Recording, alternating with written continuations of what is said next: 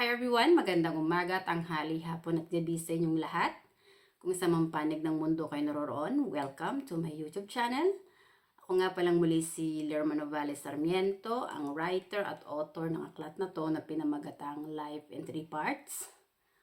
Ang layunin at misyon ng aklat na to ay para magbahagi ng ebanghelyo ng salita ng Diyos sa buong mundo para ipakilala na ang Espiritu Santo ay ang siyang nag-iisang Espiritu at Diyos ay siyang amang espiritual na nagsugo kay Kristo. Ang Espiritu Santo ang ipinakikilala ni Kristo na siyang nag-iisang Espiritu na siyang nananahan sa ating katawan na dapat nating sambahin na ating Diyos. At sa araw na to, ang topic ko ay Chris Aquino, nanghihina at naghihingaluna. Gusto kong ipabatid sa inyo ang katotohanan na templo ng banal na espiritu nga ang ating katawan at ang ating kaluluwa ay ang siyang buhay na tinanggap natin sa Espiritu Santo na siyang kawangis ng Diyos. Ang ating kaluluwa ay ang siyang aalis din sa ating katawan kung kaya yung ating katawan ay mamamatay at ibabaon lang yan sa lupa o susunugin. Pero yung ating kaluluwa, babalik yan sa Espiritu Santo para humarap sa paghuhukom. At kung ikaw ay narito sa lupa, wala kang ginawang kabutihan sa banal na Espiritu, kundi kalabanin at lapastanganin siya. Sa araw ng paghuhukom, hindi ka magiging handa. At sa araw ng paghuhukom, sasabihin sa iyo ng banal na Espiritu, talaga hindi kita nakikilala, umalis ka sa aking harapan. Kayong mga ulupong na hindi sumusunod sa kanyang batas, sa kautusan ng Diyos. Dahil yung mga tao na hindi naging isa ni Kristo na naglalakbay sa Espiritu at katotohanan, mas namuhay sila sa kayabangan at kataasan at mas inibig nila ang kanilang sarili at ang pera dito sa mundo. Marami silang kapwa nila na kanilang ibinababa dahil may pera sila, so feeling ng mga tao na to na sila ay nakahihigit sa iba. Pero tayong lahat ng mga tao ay pantay-pantay lamang na pinahiram ng buhay ng Espiritu Santo. At yung mga kaluluwa na nagmamataas at nagmamayabang sa Espiritu Santo ay ang siyang ibababa ng Espiritu Santo sa huling panahon. At yung mga inaapi at kanilang dinudungisan ng pangalan yung kanilang kapwa, nilalait nila, tiniinsulto nila, ay ang siya namang itataas ng Espiritu Santo. Dahil yung mga inaapi at inaalipusta ng kanilang kapwa dito sa mundo, ang puso ng banal na espiritu ay sa kanila pumapanig, hindi doon sa mga taong mayayabang na nagmamataas at nanghahamak ng kanilang kapwa.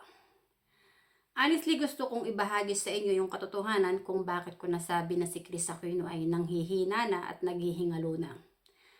Honestly, yung kanyang katawan, marami na yang sakit. Kahit ano pang gamot ang kanyang ilagay sa katawan niya, hindi na siya totally gagaling dahil nga marami ng mga gamot ang nagre-react din sa katawan niya na hindi tinatanggap. Kaya naghihirap na yung katawan ni Chris Aquino na pagalingin ng mga doktor. At yung kaluluwa ni Chris Aquino, honestly, ilang PC na lang ang natitira sa buhay niya. At yung kaluluwa niya, aalis na yun sa katawan niya, kaya mamamatay itong si Chris Aquino. Na hindi naintindihan ni Chris Aquino na yung araw niya dito sa mundo ay bilang na. Na binibigyan na lang siya ng banal na espiritu ng konting panahon pa para itong si Chris Aquino ay magsisi.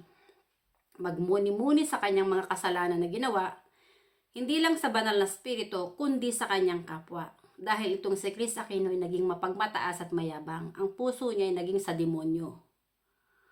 Na ayaw niyang magpapaapi sa iba, pero magaling siyang mangapi. At kapag siya ay tinitira ng ibang tao, sobrang taas ng pride ni Chris na ayaw niyang ang kanyang pride ay naaapakan ng ibang tao.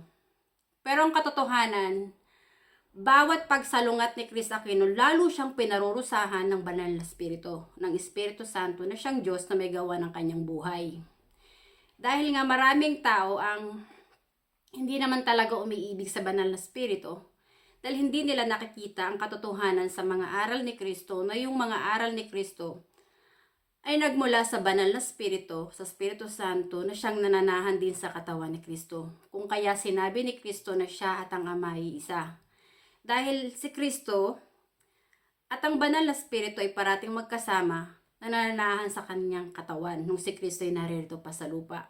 Ang katawan ni Kristo ay sagradong tahanan ng banal na Espiritu na siyang winasak at sinira ng mga bulaang propeta, na ipinapako ng mga bulaang propeta, ng mga pari, sa krus para patayin si Kristo dahil hindi nila naunawa na si Kristo ay bugtong na anak ng banal na Espiritu.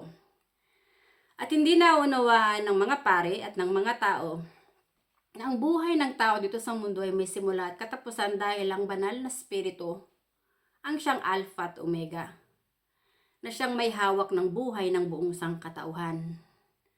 Honestly, narito na tayo sa huling panahon at maraming mga tao ang bulag pa rin sa katotohanan na hindi nila nakikita ng pagdating ng Diyos sa may narito na.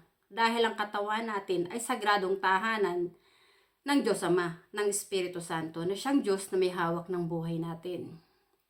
Bilang isang tagapagsalita ng banal na Espiritu, ipapahayag ko sa inyo kung bakit si Chris Aquino ay nagdurusa at pinarurusahan ng banal na Espiritu. Sa kautusan ng Diyos, ipinagbabawal ang mga lunya. Huwag kang makikiapid, huwag mong aariin ang hindi mo pag-aari, at huwag kang huhusga sa iyong kapwa ng walang katotohanan. Honestly, si Chris Aquino ay ipokrita na feeling niya nagmamalinis siya. Marami ng kasalanan na ginawa si Chris Aquino sa banal na Espiritu. Patong-patong na yun. Una sa lahat, binaboy niya at winasak niya ang sagradong tahanan ng banal na Espiritu dahil sa pangangalo niya at pakikiapid. At si Chris Aquino, mas inibig niya ang mga karangyaan dito sa mundo sa halip ng Espiritu Santo na siyang Diyos na nagbibigay ng buhay sa sarili niya. Dahil hindi nakikita ni Chris ang katotohanan na ang nagbibigay ng buhay sa tao ay ang Espiritu ng Panginoon. At ang katawan na walang Espiritu ay patay. Kaya sinabi ni Kristo, honor God with your body. Itong si Chris Aquino, honestly, naghihingalo na ang buhay niya. Ang kanyang kaluluwa ay bilang na yung mga araw para manatili dito sa mundo. Pero hindi pa rin niya naunawa ng katotohanan sa mga aral ni Kristo na yung sinabi ni Kristo nga na sinabi ng Panginoon, ang sino mang sumira sa aking templo ay wawasakin ko rin. Nasasaad yan sa banal na kasulatan. Dahil hindi naging bukas ang puso ni Chris Aquino sa mga aral ni Kristo at sa salita ng Diyos, hindi niya pinahalagahan yung kanyang katawan ay sagradong tahanan ng banal na Espiritu, ng Espiritu Santo, na siya ring pansamantalang tahanan ng kanyang kaluluwa. At ang kaluluwa ni Chris Aquino ang siyang aalis sa kanyang katawan kasama ng banal na Espiritu kung kaya siya mamamatay. Alam ng banal na Espiritu na patong-patong na ang ginawa ni Chris Aquino na kasalanan sa banal na Espiritu. Kaya sa oras na umalis na si Chris Aquino dito sa mundo, honestly, walang puwang ang kaluluwa ni Chris Aquino sa langit. Dahil dito pa man sa lupa, patay na ang kanyang kaluluwa. Naging zombie na siya. Gawa ng mga kasalanan na pinaggagawa niya laban sa Espiritu Santo at laban sa kanyang mga kapwa na kanyang inalipusta, nilait at ibinaba. Totoo yung sinasabi sa banal na kasulatan. Ang sino mang nagtataas ng kanyang sarili ay siyang ibinababa ng Diyos. At ang sino mang ibinababa ng kanyang kapwa ay siyang itinataas ng Diyos. Honestly, itong mga Aquino, may ugali kasi itong mga inggitera eh. Magaling silang manira sa mga Marcoses noon. Galit na galit sila sa angka ng mga Marcos. kalabang niyang mortal ng mga Aquino. Then nung naging pangulo din si Tatay Digong, naging kalaban din ng mga Aquino si Tatay Digong. Itong mga Aquino, honestly, papit yan ng mga oligarko at ng mga Illuminati. Gusto kong ibahagi sa inyong katotohanan na ang mga leaders ng Roman Catholic, hindi ang mga yan banal, mga Illuminati, mga yan, mga oligarko, na naging kaisa rin ng mga Amerikano, na nagsanib puwersa para pabagsakin ang rehimen ni dating late President Ferdinand Marcos. Tatandaan nyo na ang labanan dito sa mundo ay hindi laban sa laman at dugo, kundi laban sa spiritong masasama, na silang mga kampo ng kadiliman na naghahasik ng kaguluhan dito sa mundo, na silang nanlilinlang. Sinabi nga ni Kristo mag-ingat sa mga bulaang propeta sapagkat maraming gagamit ang kanyang pangalan, ngunit ang puso nila ay sa halimaw. At makikilala mo sila base sa kanilang magawa. Honestly, ang relihiyong Romano-Katoliko na dinala ni Ferdinand Magellan sa ating bansa ay kulto ng demonyong si Satanas. At yung mga pari ay mga bulaang propeta na silang kampo ng kadiliman kung kaya ang ating bansa ay sinakop ng mga Espanyol. Yan yung katotohanan. Pagkatapos tayong sakupin ng mga Espanyol, sinakop din tayo ng mga Amerikano. So itong mga Roman Catholic leaders at American leaders ay silang mga Illuminati at oligarko dito sa ating mundo na naghahasik ng kagulo at kadiliman sa ating bansa. Ang Roman Catholic leaders at ang American leaders ang silang mga nanililang at nanakop sa ating bansa na sumikil sa kalayaan at kapayapaan ng ating bansa. Yang ina ni Cristo Aquino, puppet yan ng Roman Catholic leaders. Honestly, yung Cardinal Sin ang nagsuporta kay Cory Aquino para gawing pangulo din si Cory Aquino. At nung nanalo si Cory Aquino, ang puso ni Cory Aquino kasi masama sa demonyo yan. Kasi noong kinausap siya ni dating late President Ferdinand Marcos na ituloy yung kanyang mga programa, yung mga plano niya para sa ikauunlad ng ating bansa, ang sagot ng impacta na si Cory Aquino, hindi na daw dapat ituloy yun dahil maaalala pa ang mga Marcoses. Sinagot ni dating late President Ferdinand Marcos si Cory Aquino na kaanuhan yan? Paghihiganti yan, bakit mo idadamay ang buhay ng iyong kapwa gawa ng galit ka lang sa isang tao? Yun yung naging salita din ni dating late President Ferdinand Marcos kay Cory Aquino, na ang puso ni Cory Aquino ay masama. Ang nasa puso ni Cory Aquino ay paghihiganti. Kaya naging pangulo yung si Cory Aquino, lumaganap ang krimen at kaguluhan sa ating bansa dahil ang ating bansa na dating sinakop ng mga oligarko, ng Roman Catholic leaders, at ng Amerika, ay naging puppet mismo ng mga demonyo na nanakop sa ating bansa. Sabi nga sa banal na kasulatan, bad company corrupt good characters. Honestly, wala namang idinulot na kabutihan ng relihiyong Romano-Katoliko na dinala ng mga Espanyol sa ating bansa, kundi pananakop, pang-aalipin, pagsikil sa kalayaan at kapayapaan ng mga tao sa ating bansa. Wala din namang idinulot na kabutihan ang Amerika dahil sinakop din tayo at inalipin ng mga Amerikano. Pero itong si Cory Aquino, puppet siya ng mga Roman Catholic leaders at American leaders. Kaya yung ating bansa namuhay sa kadiliman. Muli, noong napatalsik si dating late President Ferdinand Marcos, dahil ang politika ay minanipula na ng mga Roman Catholic leaders at ng mga Amerikano. Kapag hindi puppet ng Roman Catholic leaders at ng Amerika, kalaban ng Amerika at ng mga Roman Catholic leaders ang Pangulo. Honestly, itong si Cristo Aquino, hindi niya nakikita yon na ang kinampihan nila na mga Amerikano ay silang mga nanakop sa ating bansa, na naghuda sa ating bansa. Tapos tong mga tanga, tong mga dilawan, iniidolo nila ang mga ICC leaders, ang American leaders, at ang mga Roman Catholic leaders na silang mga Illuminati at oligarko na silang mga kampo ng kadiliman. Honestly, yang si BBM, dahil wala siyang utak, ang kanyang kaluluwa ay tulog, kaya hindi rin niya magiging mabuting pangulo dahil ang kinuha niyang advisor ay si Juan Ponce Enrile na numero 1 dilawan, papit din ng mga oligarko at ng mga Illuminati, na siyang naghuda sa kanyang ama. Kaya yung politika sa ating bansa ay magulo dahil si Bongbong Marcos ay papit ni Juan Ponce Enrile. Si Juan Ponce Enrile, dilawan yan.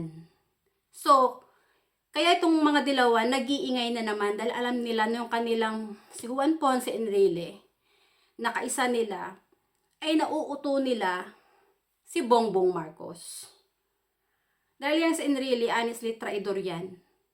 Double-minded. Nakalagay din sa banal na kasulatan. Huwag kang magtitiwala sa double-minded. Dahil double-minded, balimbing talaga yan. Masarap yung kaharap pag talikod, traidor yan. Ang puso ng double-minded ay hudas at traidor, katulad ng ahas.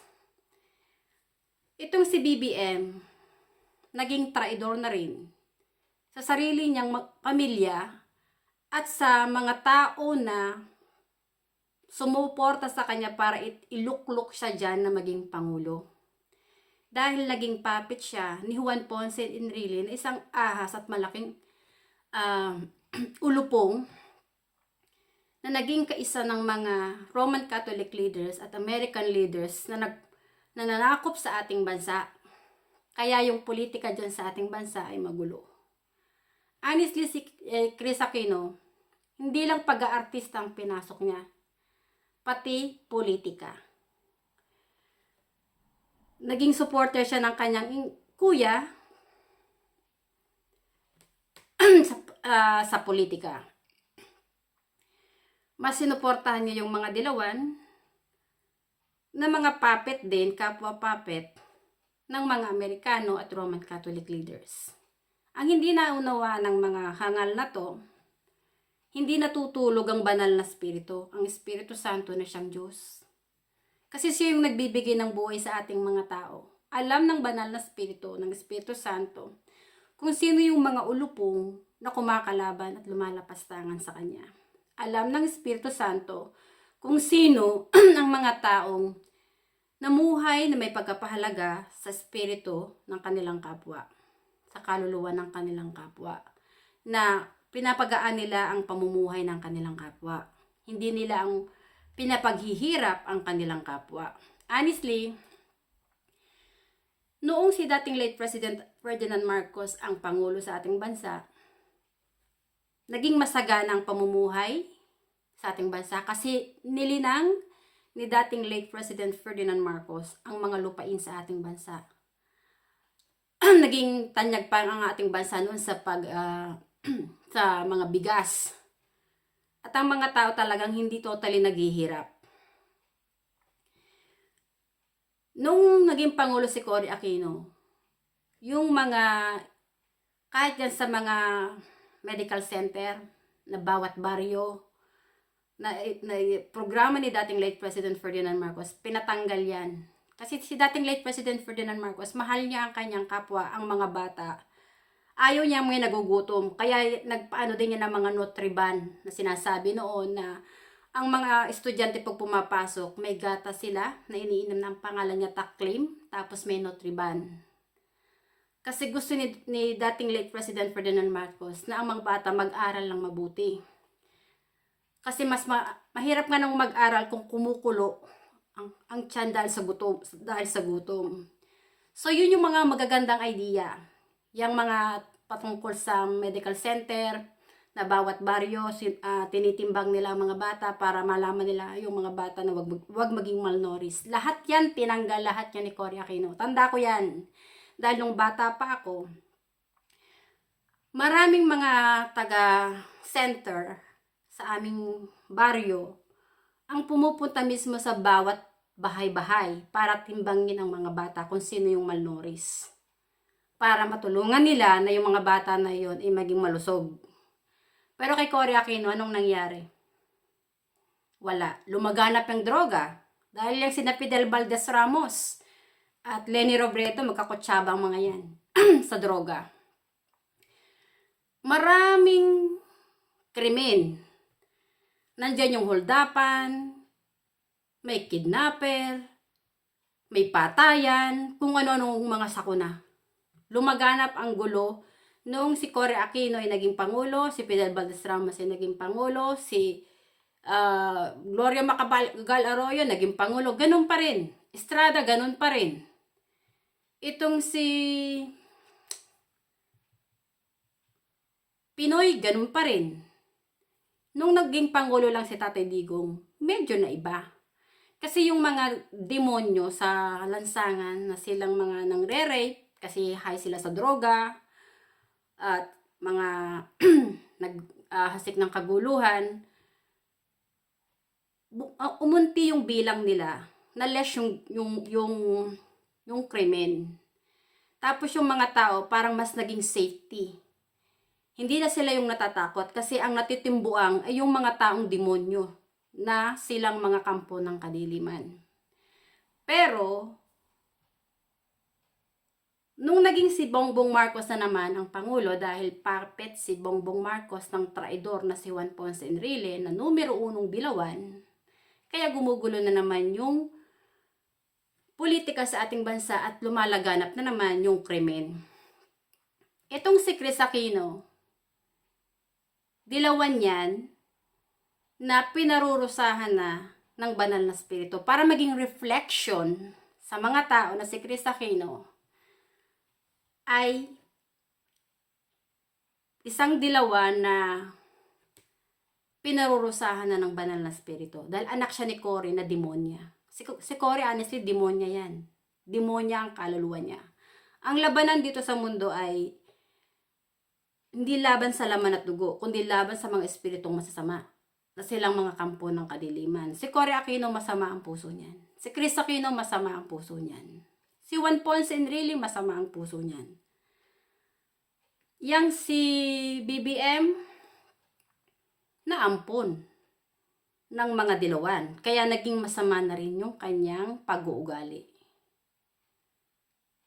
Yung kanyang ama mismo, tinaraidor na rin ni BBM dahil mas sinuporta mas inidolo niya yung tao na naghuda sa kanyang ama. Ginawa pa niyang advisor.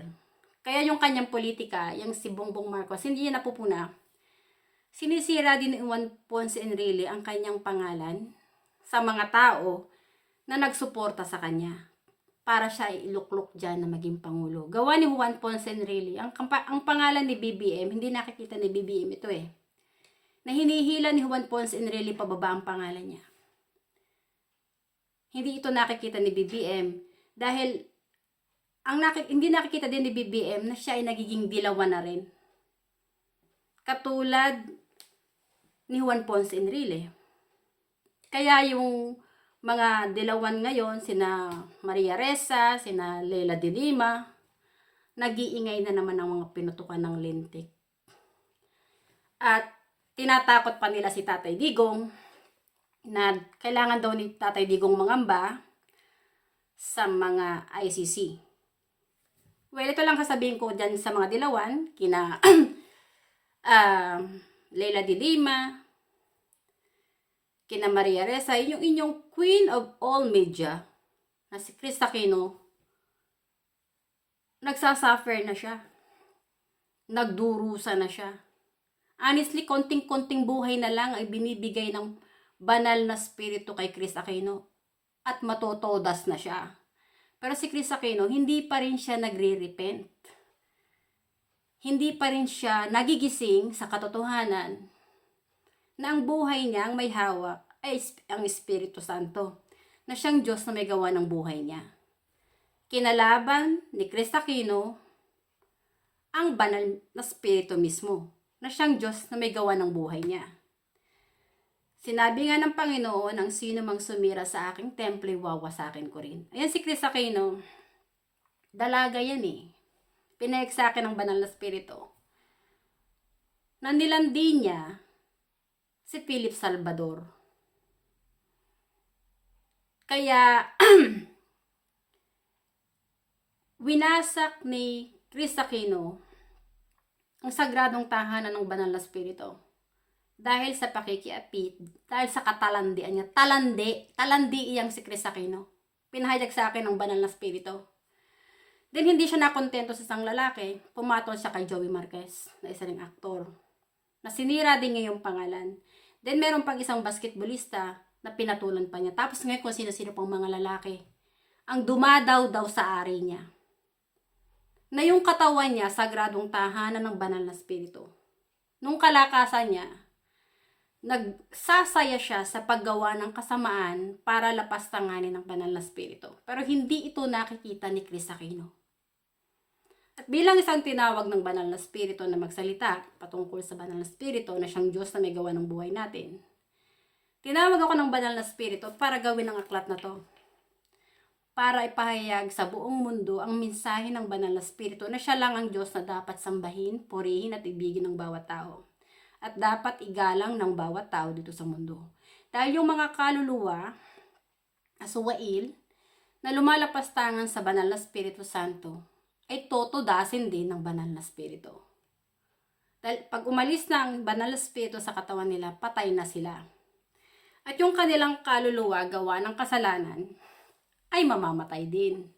Gawa ng kasalanan, mahihiwalay ka sa banal na spirito na siyang iyong Diyos na nagbibigay ng buhay sa iyo dahil kinalaban mo ang banal na spirito. Itong si Chris Aquino, honestly, ilang araw na lang ang itatagal niyan. Matotodas yan. Namumroblema siya sa mga anak niya na iiwan niya. Pero ito ang gusto kong ipalam sa iyo, Chris Aquino. Ang mga anak mo, ang katawan ng mga yan, templo din ng banal na spirito. Ang banal na spirito ang may hawak ng buhay ng mga yan. Kung wala kang tinurong kabutihan sa mga anak mo, na mamuhay sa spirito at katotohanan, maliligaw din yung pamumuhay ng anak mo dito sa mundo. Kaya yung mga anak mo naging dilawan din. Kasi, ikaw yung ina nila na parati nilang kasama. Honestly, Chris Aquino, sarado ang utak mo. Ang utak mo. Hindi mo nakikita na ang kinakalaban mo mismo yung banal na spirito na siyang Diyos na may gawa ng buhay mo. Narito ka na sa huling panahon. Ang buhay mo ay bilang na. Bilang na talaga ang araw mo. Binibigyan ka lang ng konting-konti pang panahon ng banal na spirito para magtika ka na sa kasalanan mo at magsisi ka. Bilang isang tagapagsalita ng banal na Espiritu Santo, ginigising ko yung diwa mo. May panahon ka pa para itama mo yung pagkakamali mo. Doon sa mga taong ininsulto mo, nilait mo, ibinaba mo, humingi ka ng kapatawaran. Dahil yung mga taong ininsulto at nilait mo, yung katawan ng mga yun, templo rin ng banal na spirito.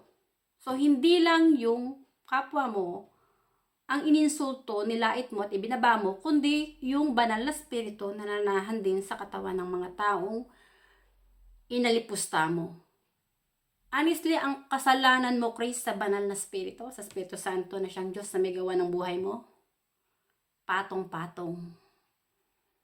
Patong-patong na. Pero hindi mo yun alam. Kapag lumisa na ang tao dito sa mundo, hindi ka naman uhusgahan dahil, ako si Cristeta, sikat na artista, maraming pera. Hindi ganyan ka huhusgahan ng banal na spirito. Huhusgahan ka ng banal na spirito base sa iyong mga gawa at pananampalataya.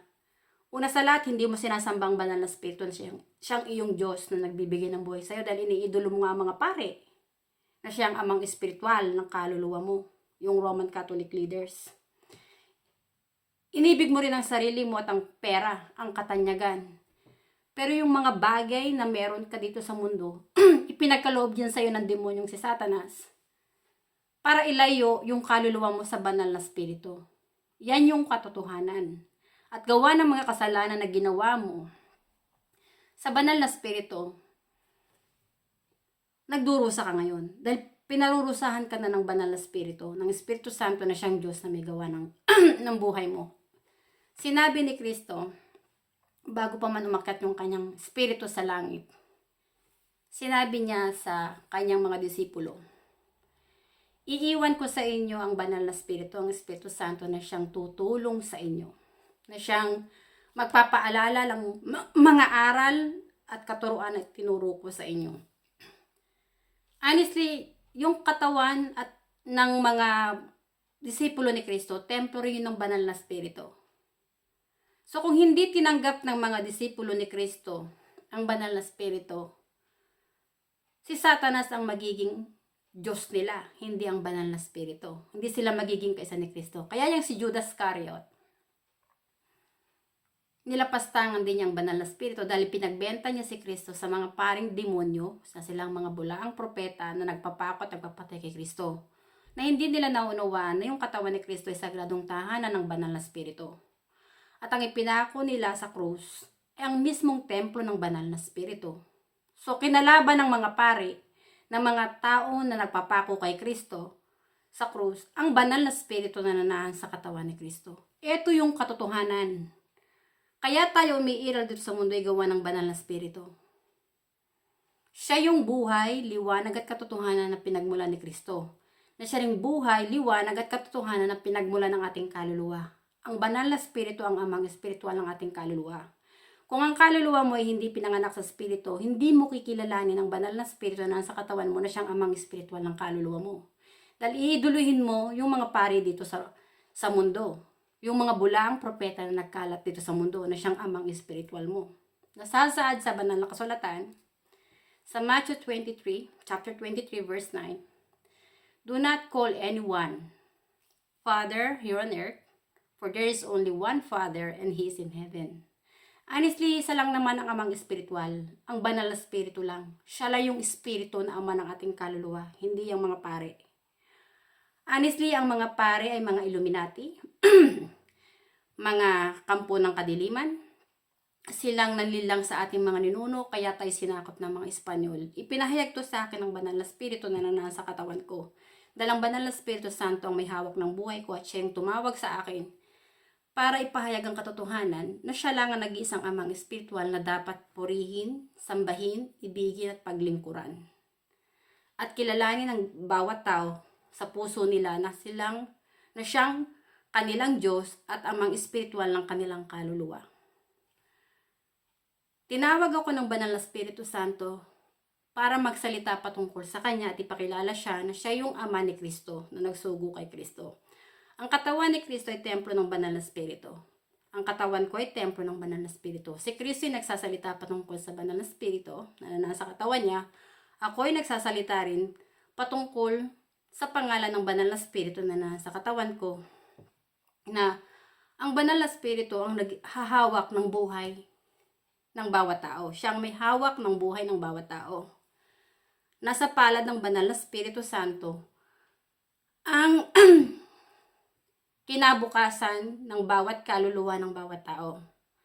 Dahil ang banal na Espiritu, ang Espiritu Santo na sa katawan ng tao, ang siyang maghuhukom sa kaluluwa. Ang mga tao na umiibig sa Espiritu at katotohanan naging isa ni Kristo na may pagkapahalaga sa buhay espiritual din ng kanilang kapwa, ay silang mga naging kaisa ni Kristo sa totoong nag-isang iglesia ng Diyos na ang Espiritu Santo lang ang kanilang kinikilala na amang espiritual. Na siyang Diyos na may gawa ng kanilang buhay. Yung mga antikristo, yung mga tao na lumalapastangan sa banal na Espiritu, na naging kaisa ng mga pari na naghudas, hindi lang kay Kristo, kundi sa banal na Espiritu, dahil ipinapako nila yung sagradong tahanan ng banal na Espiritu sa krus, sila yung mga ulupong at kampo ng kadiliman na nanlilinlang ng kapwa nila para lapastanganin ng banal na Espiritu. Honestly, narito tayo sa huling panahon. Chris Aquino, kung maririnig mo tong video ko,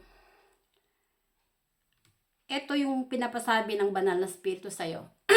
Dahil mahal niya ang kaluluwa mo, ayaw niyang magsaper ang kaluluwa mo sa impyerno, bilang isang tagapagsalita ng banal na Espiritu Santo, ito yung mensahe niya para sa'yo. Mag-repent ka na. Yung mga taong inalipusta mo, nilait mo, hanggat nanahan pa ang Espiritu ng banal na Espiritu sa katawan mo at hindi pa niya binabawi yung buhay na pinahiram sa'yo, humingi ka na ng kapatawaran. Total, naging sikat ka, naging queen of social media ka. Through social media, humingi ka ngayon ng kapatawaran sa mga taong nilapastangan mo, nilait mo, ibinaba mo, at pinagmamataas at pinagmamayabangan mo. Magpakumbaba ka. At kapag nagpakumbaba ka, patatawarin ka ng banal na spirito. Humingi ka ng kapatawaran sa banal na spirito sa mga kasalanan mong ginawa dahil binaboy mo at winasak mo ang sagradong tahanan niya. Dahil sa katalandian, diyan sa pangangagaw ng asawa ng may asawa, yung pangangalo niya, pakikipit, yan ang naging mga gawa mo nung kalakasan mo pa. Hindi mo yun pwedeng itago sa banal na spirito dahil templo ng banal na spirito santo ang katawan mo. Ngayon, kung mananatili pa ring matigas ang puso mo at ayaw mong magpakumbaba, choice mo yan. Pero sinasabi ko sa iyo na sinabi ni Kristo ang kasalanan na walang kapatawaran ay kapag nilapastangan mo ang banal na spirito, ang Espiritu Santo, na siyang nananahan sa katawan ng tao. Na siya ring espiritu na nananahan sa katawan mo na nagbibigay ng buhay sa sarili mo. Honestly, Chris Aquino, ang buhay mo, katiting na lang ang araw na pinagkakaloob sa iyo ng banal na spirito. Katulad ni Kristo, naaawa ako sa kaluluwa mo. Dahil yung kaluluwa mo, nasa kadiliman. Wala yun sa liwanag. Kaya ka nga nagsasuffer na naghihirap ka na. At naghihingalo na yung buhay ng kaluluwa mo. Konting-konti na lang yun. Konting-konting panahon na lang. Ang banal na spirito ang liwanag na nagbibigay ng buhay sa iyo. Kung magsisisik at magbabalik loob ka sa banal na spirito, lalapit ka sa banal na spirito, ang kaluluwa mo ay muli niyang bubuhayin. Kung talagang bibigyan ka pa niya ng buhay para maging mahaba ang buhay mo pa dito sa mundo, pagagalingin ka ng banal na spirito. Dahil ang banal na spirito, honestly, ang siyang Diyos na may gawa ng ating buhay, ang siyang nagpapagaling at bumubuhay ng patay. Honestly, yung katawan ni Kristo, templo yan ng banal na spirito.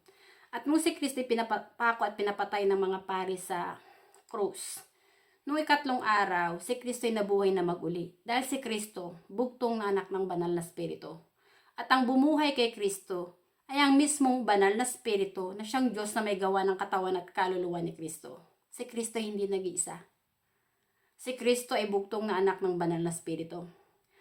Ako, tinawag ako ng banal na spirito na siyang anak niyang babae na pinili niya dito sa mundo para magsalita patungkol sa kanya, para ipakilala na siya yung nag-iisang amang espiritual at Diyos, na siyang may gawa ng buhay nating mga tao. Kaya ako nagawa tong aklat na to ay dahil sa tulong ng banal na spirito, ng Espiritu Santo na nasa aking katawan. Siya ang tumawag sa akin para ipahayag ang ebanghelyo, yung salita ng Diyos sa buong mundo, na siya lang ang nag-iisang amang espiritual at Diyos na may gawa ng buhay ng buong sangkatauhan, na dapat nating sambahin, purihin, ibigin at paglingkuran. Honestly, narito na tayo sa huling panahon. Yung sinasabi ni Kristo ng pagdating ng Diyos sa may parang magnanakaw. At sinabi ni Kristo na maging handa, gising at gising. Dahil ang pagdating ng Diyos sa may ay parang ang magnanakaw. Walang nakakaalam, kundi tanging ang Ama lang. Honestly, ang banal na spirito, ang siyang totoong Ama na nagsugo kay Kristo, ay ang Alpha at Omega na siyang nagbibigay ng buhay sa ating mga tao. At kapag dumating ng banal na spirito para bawiin na yung kaluluwa na siyang buhay na ipinahiram sa tao, mamamatay ang tao at lilisan dito sa mundo. Tapos yung kaluluwa ng tao, babalik yan sa Espiritu Santo para humarap sa paghuhukom. At kung hindi ka kinilala ng banal na spirito na anak niya, hindi masusulat ang pangalan mo sa aklat ng buhay, kundi doon yun masusulat sa aklat ng kamatayan. Dahil gawa ng kasalanan, kaya ka mamamatay. Kaya hinihikayat ni Kristo ang mga tao na magsisi, tumalikod sa paggawa ng masama at magbalik loob nga sa Diyos Ama, sa Espiritu Santo. Huwag na silang gumawa ng kasalanan laban sa Espiritu Santo. Kung gusto nila ang kaluluwa nila ay makapasok sa kaharian ng Diyos Ama sa langit pagkatapos na sila'y lumisan dito sa mundo. Honestly, si Chris Aquino, kung hindi siya magsisisi, walang puwang sa langit ang kaluluwa niya. Hindi siya patatawarin ng banal na spirito dahil binaboy ni Chris Aquino ang kanyang katawan na siyang sagradong tahanan ng banal na spirito dahil sa pangangalo niya, pakikiapid, at pag-aari ng hindi niya pag-aari. Kaya, patong-patong na yung kasalanan ni Chris Aquino. Chris Aquino, totoong-totoo sinasabi ko sa'yo, naghihingalo na yung kaluluwa mo. Konting buhay na lang ang pinagkakaloob sa'yo ng banal na spirito. Mag-repent ka na. Maawa ka sa kaluluwa mo. Dahil sa kabilang buhay, kapag espiritu ka na, humingi ka man ng kapatawaran sa banal na spirito, wala ka ng chance para itama mo yung mga pagkakamali mo, para humingi ka ng kapatawaran sa mga taong inalipusta mo at nilait mo at ibinaba mo. Wala ka ng chance. Kapag nandoon ka na, dahil hindi mo iniibig ang banal na spirito at naging mataas, mapagmayabang ka, hindi ka rin iibigin ng banal na spirito at kikilalanin na anak niya. Dahil kinalaban mo mismo siya. Pero dahil tinawag ako ng banal na Espiritu Santo para gisingin ang diwa mo, nasabihin sa iyo ang katotohanan, tanggapin mo ang mga salita na ibinabahagi ko sa iyo. Dahil kung hindi ka makikinig, sa oras na binawi na ng banal na Espiritu Santo yung kaluluwa sa katawan mo, tudas ka na. Yung kaluluwa mo, hindi yun makakapasok sa langit dahil hindi ka nagsisi at hindi ka nagbalik loob sa banal na Espiritu. Kayong mga dilawan, kayong mga Roman Catholic leaders, American leaders, bilang na rin yung mga araw nyo. Dahil bawat katawan ninyo, templo rin ng banal na Espiritu. At ang Espiritu Santo rin ang maghuhukom sa inyong kaluluwa. Ngayon kung hindi kayo magre-repent, at mananatili pa rin kayong mga ulupong, honestly, walang puwang ang kaluluwa nyo sa langit. Kayong mga ulupong, uusigin kayo ng banal na spirito. Bibikisin ang inyong mga sarili at susunugin. Hindi kayo maghahari dito sa mundo. Dahil tapos na yung paghari-harian nyo dito sa mundo. Kayong mga kampo ng kadiliman, magwawakas na ang inyong kataas at kayabangan. Dahil ang banal na spirito na siyang Diyos na may gawa ng buhay natin, ay hindi nyo kayang talunin. Dahil siya yung may hawak ng buhay nyo. Maraming salamat sa inyong pakikinig at hanggang sa muli. Bye! Thank you!